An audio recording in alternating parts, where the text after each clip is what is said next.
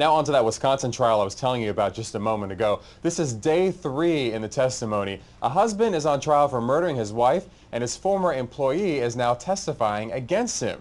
Here to make sense of it all is In Session's Gene Casares. And Gene, I was reading up on this and listening to some of the testimony today. Let's just first explain to people what this man is accused of doing. Hi, Reggie. Good afternoon to everybody.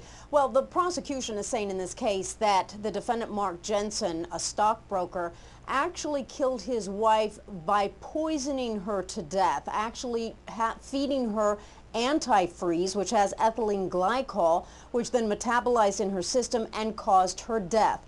The defense is saying, that's not what happened at all. Julie Jensen was a very depressed woman. She was very distraught, had a lot of mental issues, and she actually committed suicide. But before she died, she told everybody that her husband was trying to kill her, so she framed him while she was still alive. So he is in a courtroom now for a crime he did not commit. There is a lot of evidence that the prosecution is presenting, and one of their star witnesses in this trial is a guy named Ed Klug. He's someone who used to work with the accused, and this is what is so baffling to me. Ed is telling the jury that he sat on this information, that he knew that his coworker was talking about possibly killing his wife, and then didn't report it to anybody. That's right, Reggie. What he is testifying to, Ed Klug, and he's been on the stand for a long time, just got off the stand.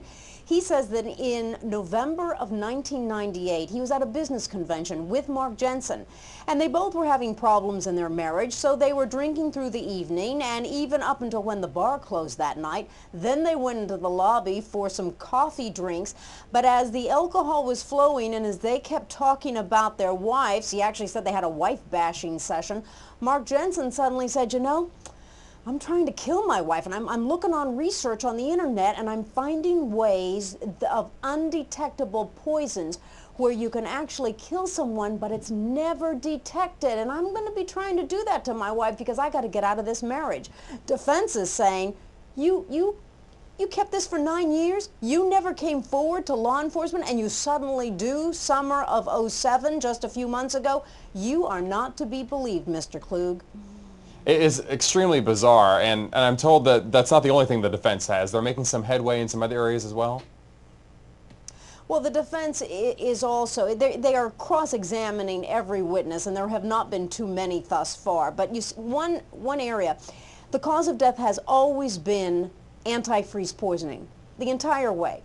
Well, with the first witness, the medical examiner, suddenly the prosecution on redirect says, you know, let's look at some things here. We've got a photo of her face in a pillow. We've got another photo of when her body was found that her nose and face was totally out of alignment, which is so unusual. And now we suddenly have testimony from a jailhouse snitch, we can call him, that said that Mark Jensen in summer of '07 said, you know what? At the very end, I was feeding her this ethylene glycol, this antifreeze, but she wasn't dying. So at the very end, I had to put her face in a pillow and smother her to death. So prosecutor says to this ME, first witness on the stand, taking all of that in consideration, do you think her cause of death could have been suffocation? Medical examiner said yes, within a reasonable degree of medical certainty. I believe at this moment, because of all of the work that you prosecutors have done, I think she actually died of suffocation. You know, you're pointing out to us so much evidence. You've got Klug on the stand saying that he had conversations about the ways in which this wife, Julie Jensen, may have died. You have a jailhouse snitch who is talking against him. I mean, it sounds to me like the defense is going to have a hard time with this. This is called, Reggie, a circumstantial case, which means that nobody witnessed this. Nobody can come into court and specifically say, yes, I saw it, this is what happened. But it's all these puzzle pieces that come together. And there's great cross-examination because you can find holes in all of this, but will the jury in the end believe the puzzle pieces fit together well enough so that beyond a reasonable doubt, yes, they believe Mark Jensen, stockbroker, poisoned his wife to death? We'll have to wait and see. Now, this Klug character, this stockbroker that you're talking about, he didn't tell police right away what was happening, but he did talk to other people? Yes, he is saying that he spoke with his wife, immediately, contemporaneously, when this conversation was happening in '98, that he spoke with his partner, that he spoke with several of his secretaries. Reggie, they're all going to take the stand. And if they corroborate what Klug is saying, yes, he did tell me this back in '98, that's going to give this witness a lot of credibility. If they don't corroborate it, then it's going to hurt the prosecution. Gene, I am baffled. Okay, he told his wife, he told his partner, he told all these people. Why didn't they go to police? Why didn't they go and say, look, there's a problem here? What he has said on the stand is Mark Jensen was my direct boss. He approved all of my stock trades, all of my buys. I was brand new at this company. I was scared to come forward because if he actually killed his wife, what could he do to me if I went forward?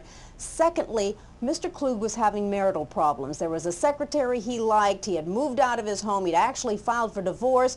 There was a woman allegedly he was flirting with that very night. Personally speaking, he may not have want to have gone to police to expose all of those things because he and his wife had just reconciled to try it again. All right, and finally, before I let you go, Gene, obviously the defense is going to want to poke holes in this testimony. So, what kind of history or what kind of motive possibly would we be able to imagine that Klug would come forward with this information even if, let's say it's not true, let's say it's fabricating it?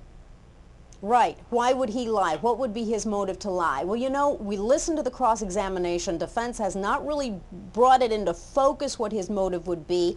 But I think they're going to go that this man's an attention getter, that he just wants attention because he's the star witness here. And I think that their closing argument way down the line will really put into focus why they believe this man would lie. And Reggie, by the way, Mr. Klug's wife, Joanne Klug, is on the stand right now. All right, I'm getting into this trial every day as we talk about this because with every twist and turn, there's more information that seems ludicrous. So I'm going to be interested in seeing what happens over the next few days. Thanks so much. We'll see you again. Thanks, Reggie.